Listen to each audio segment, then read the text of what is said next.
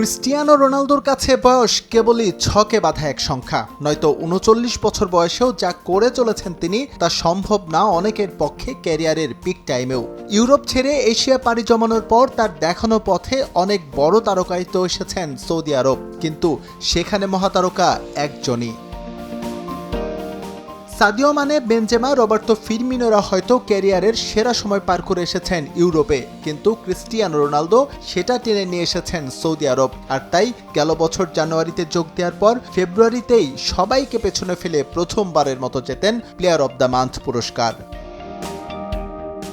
চলতি মৌসুমে আরও অপ্রতিরোধ্য ক্রিস্টিয়ানো রোনালদো ৩৭ ম্যাচ খেলে এখন পর্যন্ত করেছেন ৩৬ গোল, অ্যাসিস্ট আছে আরও ১২টি, যার সরাসরি প্রভাব পড়ছে তার সৌদি লিগের প্লেয়ার অব দ্য মান্থ অ্যাওয়ার্ডে। শুধুমাত্র চলতি মৌসুমেই চতুর্থবারের মতো এই পুরস্কার জিতেছেন রন। মার্চের সেরা ফুটবলার হওয়ার আগে গেল বছর অগাস্ট, সেপ্টেম্বর এবং ডিসেম্বরেও প্লেয়ার অব দ্য মান্থ হন ক্রিস্টিয়ানো রোনালদো। ১, ২, ৩ ঢাকায় জমি জিতে নিন ১০০% ক্যাশব্যাক সহ ২০ কোটি টাকার পুরস্কার।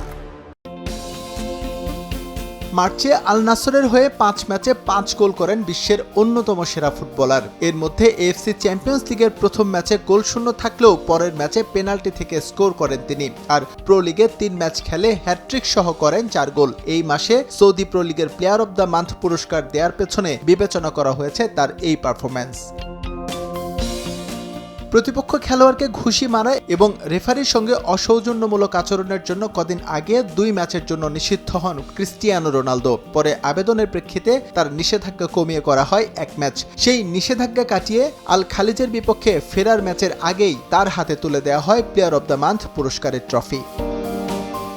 এস এম ইকবাল, সময় সংবাদ।